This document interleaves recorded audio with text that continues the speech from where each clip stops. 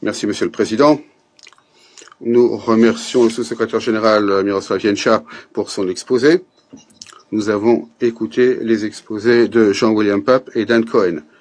Nous remercions également Madame Juma pour son exposé.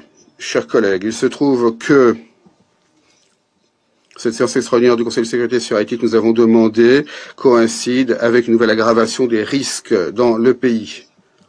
On ne saurait pleinement décrire en paroles le choc et l'horreur face à ce qui se passe dans les rues de Port-au-Prince, où ces jours-ci, il y a de véritables combats entre les gangs et la police, avec l'appui de la population qui s'est armée pour essayer de préserver sa vie. Malheureusement, tous les acquis obtenus depuis le printemps ont été balayés. L'aéroport est à nouveau fermé.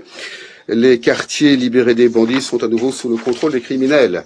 Des centaines de milliers de personnes ont dû quitter leur maison. De plus, la violence et le vide sécuritaire se sont répandus bien au-delà de la capitale haïtienne. Dans ces conditions, bien sûr, la communauté internationale doit agir en urgence pour stabiliser la situation en Haïti. Nous avions placé de grands espoirs sur la MMAS, qui n'est pas une mission onusienne. Tous pensaient que la MMAS recevrait le financement nécessaire promis par les bailleurs de fonds autour de cette idée et pourrait garantir le plein déploiement du contingent qui réaliser sa mission. C'est avec ces attentes que fin septembre, le Conseil a adopté à l'unanimité la résolution prorogeant le mandat de la MMAS d'1 an. Cependant, il semble que ces problèmes et les incertitudes face auxquels nous avions lancé des avertissements il y a 1 an sont devenus des obstacles insurmontables pour la mission. Si la situation reste inchangée, eh bien, il est temps de mener une discussion honnête sur l'efficacité et les perspectives de nos attentes s'agissant de la MMAS. Ce sera honnête également face aux Haïtiens qui désespèrent déjà de recevoir une aide internationale et par rapport aux Kenyans qui ont décidé, avec plein de dévouement, d'aider ce pays afro-caribéen et qui lui-même attendait de la communauté internationale qu'elle tiendrait ses promesses en matière d'aide financière. Il est tout simplement irresponsable de commencer à débattre d'une adaptation du mandat ou de transformation de la mission sans définir les problèmes auxquels se sont heurtés ses prédécesseurs et les moyens de les régler. Ce que nous constatons, c'est que quelques semaines après l'adoption à l'unanimité de la résolution du Conseil de sécurité, les co-auteurs américains et équatoriens, donc co-porte-plume du dossier haïtien, ont présenté, ce qui était une surprise pour nous, un projet de résolution proposant de transformer la MMAS en OMP. On pourrait longtemps parler des intérêts des motifs des États-Unis qui considèrent Haïti comme leur arrière-cour et qui, pendant des siècles, se sont ingérés dans les affaires intérieures de ce pays. Et bien sûr, ce que disent nos collègues américains ne nous plaise pas. Je voudrais souligner l'incohérence de la démarche de Washington. Washington, certains jours, certaines forces politiques haïtiennes, certains jours d'autres, et de la même manière, son attitude face aux interventions en Haïti ne cesse de changer. Il y a quelques années, les États-Unis souhaitaient le retrait de l'opération de maintien de la paix. Il y a 1 an, ils avaient promis de garantir le fonctionnement d'une mission non onusienne, eh bien, maintenant, les États-Unis nous disent que la seule option, c'est d'envoyer à nouveau des casques bleus sur cette île. Nous ne soyons pas surpris si dans quelques jours, nous assistons à un nouveau virage à 180 degrés de la politique américaine concernant Haïti. Mais la communauté internationale doit-elle vraiment suivre les incohérences de Washington? D'autant plus que Washington n'a pas voulu assurer sa contribution financière à la MMAS, de la même manière que Washington n'a pas pleinement versé sa contribution à l'ONU, ce qui exprime la crise de liquidité de l'ONU.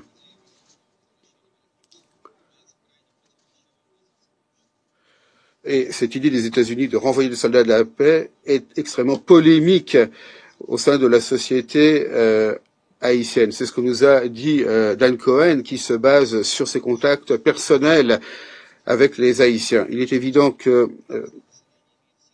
On n'a pas oublié en Haïti les tristes enseignements de la MINUSTA et que la population a toutes les raisons d'être extrêmement méfiante face à une nouvelle intervention étrangère. On ne peut pas non plus parler de véritables demandes de la part d'Haïti car il n'y a pas d'autorité légitime et les autorités intérimaires sont l'objet de dissensions internes. Donc, de très nombreuses questions se posent. De plus, les conditions sur le terrain en Haïti ne conviennent pas des soldats de la paix et de l'ONU qui doivent maintenir la paix et non pas lutter contre les criminels dans des guérillas urbaines et sauver la police de l'ONU. Ce n'est pas notre analyse, mais celle du secrétaire général de l'ONU qui l'a de nombreuses fois répété.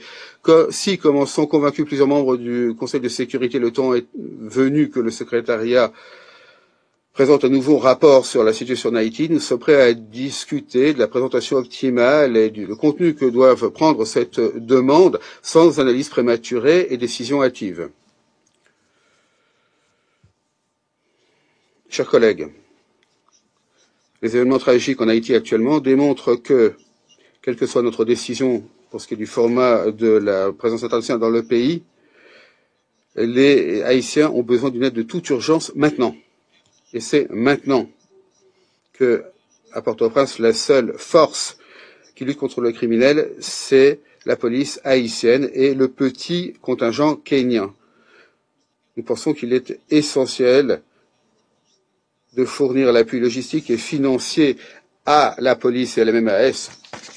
Autrement, il ne restera tout simplement plus personne pour accueillir les soldats de la paix et autres sauveurs en Haïti. Enfin, et c'est l'essentiel, n'oublions pas que ce sont les Haïtiens eux-mêmes qui doivent décider de leur avenir et non pas des forces extérieures. Je vous remercie de votre attention. La région d'Amérique latine et des Caraïbes. Je vous remercie.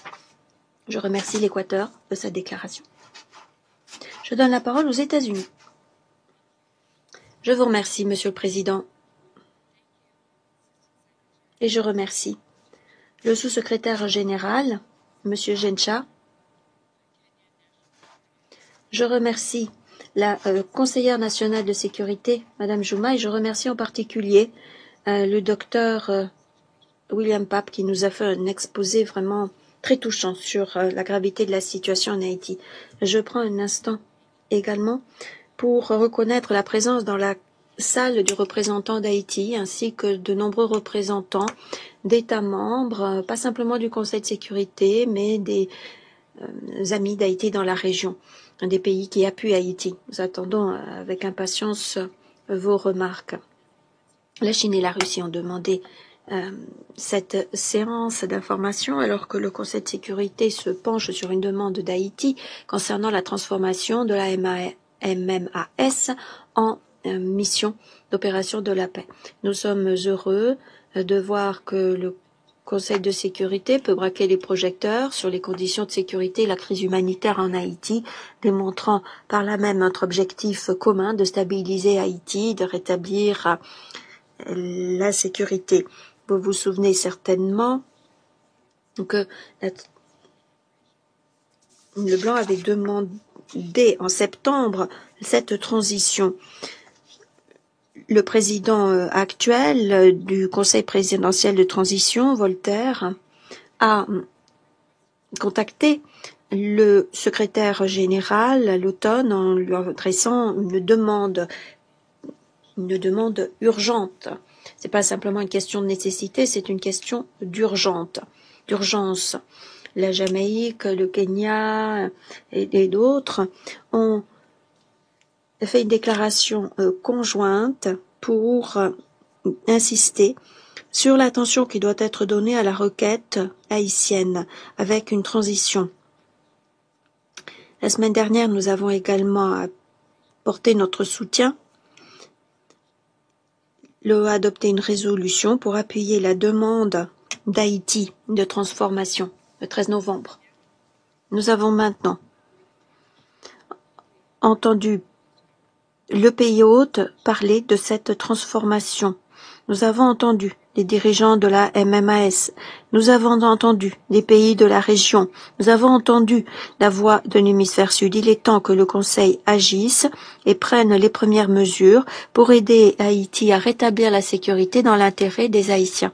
C'est la raison pour laquelle les États-Unis et l'Équateur sont prêts à avancer en demandant des recommandations du secrétaire général pour que le Conseil se penche sur la question d'une transformation de la MAS et sur la question du déploiement d'une mission d'opération de la paix. Le secrétaire général a demandé une redynamisation du système multilatéral et de renforcement des institutions de paix et de sécurité des Nations Unies. Haïti sera un test pour voir si le Conseil de sécurité répond à cet appel à l'action.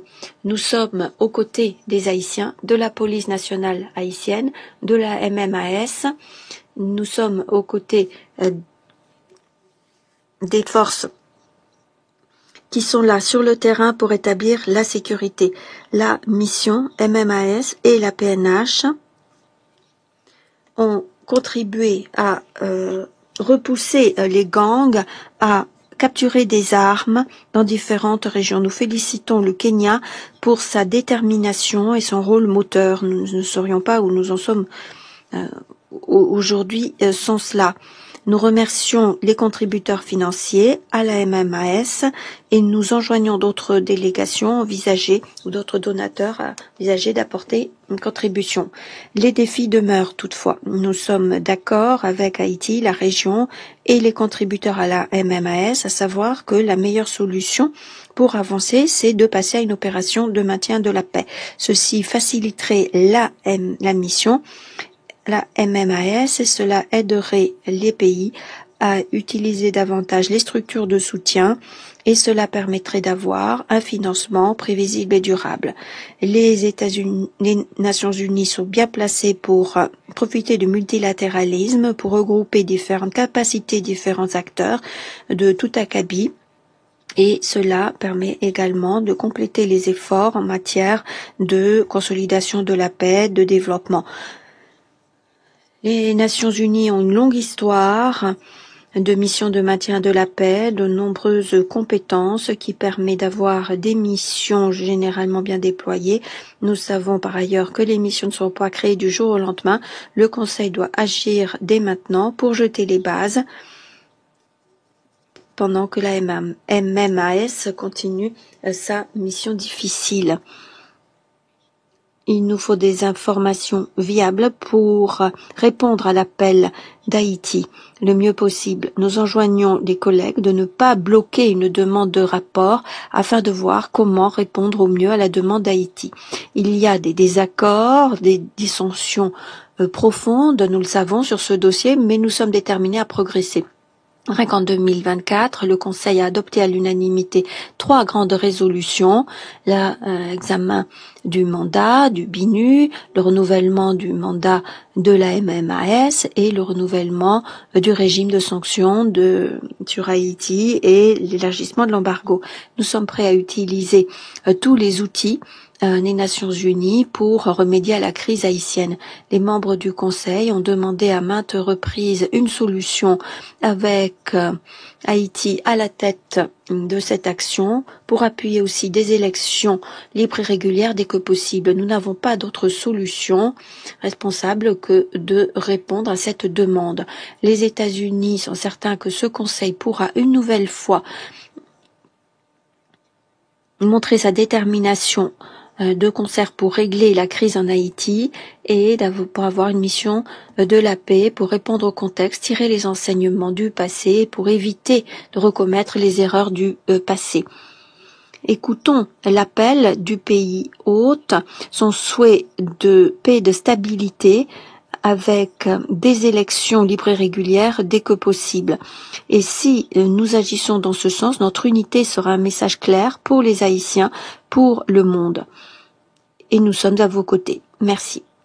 Je remercie les représentants des États-Unis.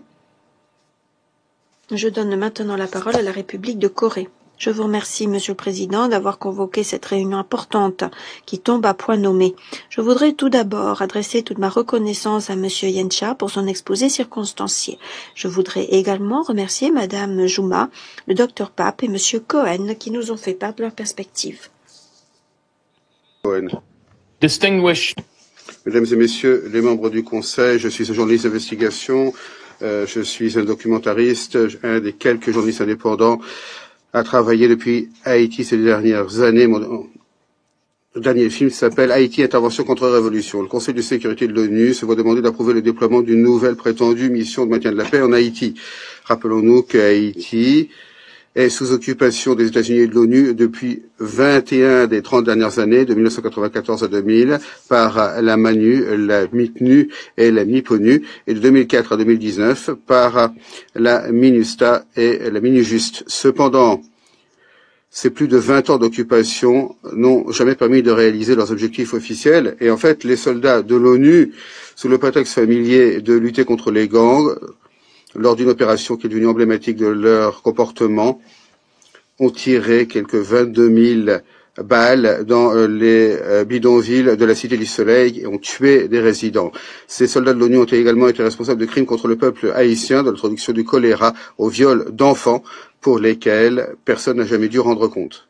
À présent, le peuple haïtien se voit demander une fois de plus de laisser des soldats de l'ONU occuper leur pays. Mais il est clair que il y a un autre motif en jeu. Le gouvernement des États-Unis, mon gouvernement, veut imposer sa volonté à Haïti avec ou sans l'approbation de ce pays. Ne me croyez pas. En décembre 2021, la Chine et la Russie ont voté pour limiter le mandat du Conseil de sécurité pour les formateurs américains à la police nationale haïtienne à seulement 9 mois plutôt que les 12 mois que recherchait Washington. Cela a scandalisé le sénateur américain Robert Menendez, qui était à l'époque président de la Commission des relations étrangères du Sénat. Lors d'une réunion de la Commission, Menendez a demandé à un membre du département d'État « Pourquoi pensez-vous que la Chine et la Russie nous ont stoppés ?» Il a répondu à sa propre question « Ils veulent le chaos total dans leur hémisphère, c'est leur seul objectif dans cet hémisphère, créer de l'instabilité. » Et il a ajouté « Nous devons trouver un moyen de nous y opposer. » Et en 2023, Washington a trouvé un moyen de contourner le Conseil de sécurité lorsque, une fois de plus, on l'a empêché d'utiliser cet organe, comme il avait fait en 1994 à 2004, pour ses objectifs interventionnistes en Haïti. Les États-Unis ont concocté la MMAS, que le membre de la Chambre des représentants des États-Unis, Jeffrey de Laurentiis, a appelé une nouvelle manière de préserver la paix et la sécurité internationale. Les États-Unis ont promulgué une loi appelée la loi internationale de fragilité, qui serait mieux décrite si on disait loi sur l'effondrement de l'Empire. Cette loi bipartisane vise à combiner la force militaire et la force souple pour repousser l'influence croissante de la Chine et de la Russie, que Washington voit comme une menace au nom de la doctrine Monroe. Haïti est le projet pilote pour cette stratégie. Les États-Unis disent qu'elles veulent l'appeler à ce qu'elles appellent des États fragiles de par le monde, à commencer par la Libye, la Mozambique, la Papouasie-Nouvelle-Guinée, ainsi que le Bénin, la Côte d'Ivoire, le Ghana, la Guinée et le Togo en Afrique occidentale. Cette intervention part du principe que le peuple haïtien est incapable de régler ses propres problèmes, une idée insultante pour ceux qui connaissent l'histoire d'Haïti. Une intervention serait avant tout une violation de la souveraineté d'Haïti. Mais plus encore, elle appuierait les forces qui ont perpétré les pires actes de violence en Haïti aujourd'hui. Mon média, Uncaptured Media, en coopération avec Haïti Liberté, a récemment publié des vidéos que nous avons obtenues d'un policier de la police nationale qui exécutait de manière sommaire un civil désarmé qui ensuite lui a fait les poches et qui ensuite l'a écrasé avec un véhicule fourni par les États-Unis officiellement pour lutter contre les gangs. Il ne s'agit pas là d'un cas isolé. Un rapport du 30 septembre du groupe d'experts, créé conformément à la résolution 2653 du Conseil de sécurité, adressé au président du Conseil de sécurité, écrivait que du 1er janvier au 31 mars 2024, 590 civils qui non liés aux gangs ont été tués ou blessés lors d'opérations de la police contre les gangs. Ce document citait des rapports selon lesquels des policiers avaient mener à bien des exécutions extrajudiciaires, comme l'a montré notre vidéo. De plus, les forces de police kenyanes envoyées en Haïti sous les auspices de la même MAS ont des antécédents terribles en matière de droits humains. Un rapport de 2009 du rapporteur spécial de l'ONU sur les exécutions extrajudiciaires sommaires ou arbitraires, Philip Alston, a dit que des escadrons de la mort obéissant à des officiers de police au Kenya ont tué 1113 personnes au Kenya après les élections de décembre 2007. Peu de choses ont changé depuis. Même le département d'État des États-Unis, dans son rapport sur le Kenya 2018, parle de meurtres illégaux et politiquement motivés, de disparitions forcées, tortures, etc. Une opération de l'ONU permettrait à ces officiers de police kenyans et haïtiens de continuer. Ce projet d'intervention de l'ONU est une violation de la loi haïtienne et de la Charte des Nations Unies. Haïti n'a pas de gouvernement élu, mais un régime de fait nommé par les États-Unis. Le président par intérim Leslie Voltaire n'a aucune autorité judiciaire, pas plus que les anciens premiers ministres Ariel Henry, Gary Coney et maintenant Didier Fils-Aimé. Aucun d'entre eux n'a été élu et n'a aucune légitimité en dehors de ce bâtiment ou de Washington. Envisager une telle option est une insulte au peuple haïtien. Après mes nombreuses visites en Haïti ces dernières années, il est clair pour moi que la grande majorité des Haïtiens ne veulent pas une nouvelle intervention en 2023. Alors que le Conseil se demandait s'il devait donner son feu vert à la MMAS, des organisations de la société civile en Haïti ont dit très clairement qu'elles étaient contre et ont rappelé la crise de choléra amenée par des casques bleus. La seule partie de la population haïtienne qui appuie une intervention, ce sont les quelques-uns qui pourraient en profiter, qui vivent en dehors du pays. Il s'agit des oligarques corrompus qui financent les groupes armés et qui ont maintenant perdu leur contrôle sur ces groupes et que Washington considère comme les futurs dirigeants d'Haïti. Pour quiconque penserait qu'une intervention armée étrangère profiterait au peuple haïtien, ce qui est naïf, il suffit d'examiner les résultats des précédentes interventions et de se souvenir du proverbe. La folie, c'est de continuer à faire la même chose et d'attendre des résultats différents. En fait, cette intervention pourrait être encore pire. Haïti est inondé d'armes militaires importées des États-Unis en raison d'une législation laxiste sur les armes et de frontières poreuses. Une intervention se heurterait à une résistance et ferait de nombreux morts au sein de la population haïtienne et des soldats de l'ONU. Il faut respecter la souveraineté d'Haïti, mais il faut d'abord que le peuple haïtien la rétablisse lui-même. Ce sont les Haïtiens, pas les étrangers, qui doivent choisir leurs dirigeants et leur avenir. Merci. Je remercie M. Cohen pour son exposé. La parole est maintenant aux membres du Conseil qui souhaitent prononcer des déclarations. La parole est à la Chine. Monsieur le Président, la Chine et la Russie ont demandé l'organisation de ces séances d'information sur la question relative à Haïti pour deux raisons. Premièrement, obtenir des informations actualisées sur la situation sur le terrain en Haïti et deuxièmement, entendre des points de vue sur cette proposition visant à déployer une nouvelle opération de maintien de la paix en Haïti. Je remercie le secrétaire général, M. Yen Cha, ainsi que Mme Juma pour leurs exposés. J'ai également écouté attentivement les déclarations des représentants des organisations de la société civile. Je souhaite la bienvenue à cette séance aux représentants d'Haïti et d'autres pays. Monsieur le Président, la question d'Haïti est à l'ordre du jour de Conseil depuis plus de 30 ans maintenant, au cours de ces 30 dernières années. Nous avons, dans cette salle, constaté le va-et-vient des cycles de la crise de ce pays, ainsi que l'augmentation constante des souffrances et de la tragédie du peuple haïtien. En juillet 2021, l'assassinat de l'ex-président haïtien Moïse a déclenché un nouveau cycle de chaos en Haïti depuis plus de 3 ans. Haïti connaît un vide de gouvernance nationale, l'intensification de luttes internes, le déchaînement des gangs, la violence et le choléra. Et ainsi, Haïti est victime de nombreuses crises politiques, socio-économiques et matérielles, et autres dont elle a du mal à sortir. La communauté internationale n'est pas restée les bras croisés face aux souffrances d'Haïti. Elle a toujours fourni un soutien pour atténuer les souffrances du peuple haïtien. Le Conseil de sécurité a continué à délibérer sur Haïti. Il appelle toutes les parties et factions haïtiennes à mettre de côté leurs intérêts, faire preuve de responsabilité, accorder la priorité à l'intérêt du pays et de la population, accélérer le processus politique. Le BINU et l'équipe de pays sont restés sur le terrain pour aider les autorités haïtiennes à stabiliser la situation et aider le peuple haïtien à surmonter ses difficultés. Le Conseil de sécurité a adopté une résolution 2022 qui imposait des sanctions telles que le gel des avoirs, l'interdiction de déplacement, l'embargo sur les armes contre les gangs haïtiens.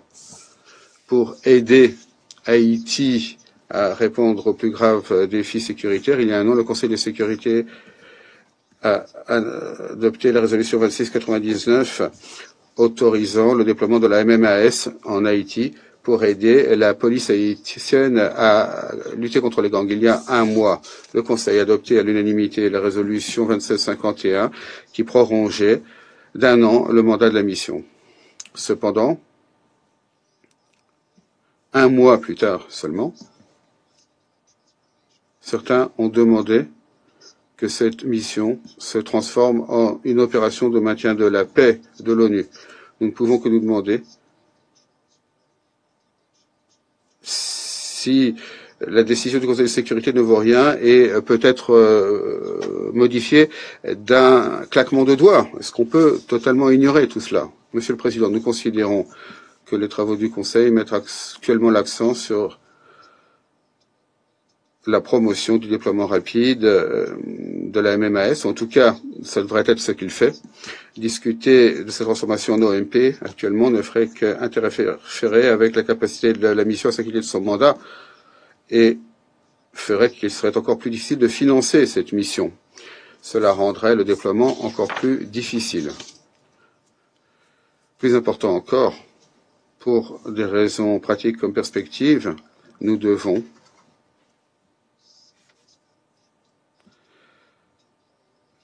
être extrêmement prudents en matière de déploiement d'une OMP en Haïti. D'un point de vue pratique, le secrétaire général dit dans le nouvel agenda pour la paix que les OMP doivent être déployés pour appuyer un processus politique clairement défini. Le secrétaire général lui-même, à de nombreuses reprises, a souligné que le déploiement d'une OMP devrait dépendre du fait qu'il y ait une paix à maintenir. Il est clair qu'actuellement, que ce soit politiquement ou en matière de sécurité, Haïti ne réunit pas les conditions en matière de paix. Plusieurs partis et factions en Haïti continuent à lutter entre eux. Le Conseil présidentiel de transition, créé il y a moins d'un an, est affecté de polémiques. Le Premier ministre par intérim a été renvoyé 6 mois avoir pris ses fonctions. La tenue d'élection est encore très lointaine. Et la promotion d'un processus dirigé pris en main par les élections n'est pour le moment qu'un slogan. Pour ce qui est de la sécurité, la violence commise par les gangs reste omniprésente en Haïti. De grandes quantités d'armes et de munitions continuent également à affluer vers Haïti. De nombreux gangs sont armés jusqu'aux dents. Déployer une OMP à ce stade ne reviendrait qu'à placer les soldats de la paix sur la ligne de front de la bataille contre les gangs, ce qui les exposera d'importants risques en matière de sécurité. D'un point de vue historique, le déploiement d'OMP en Haïti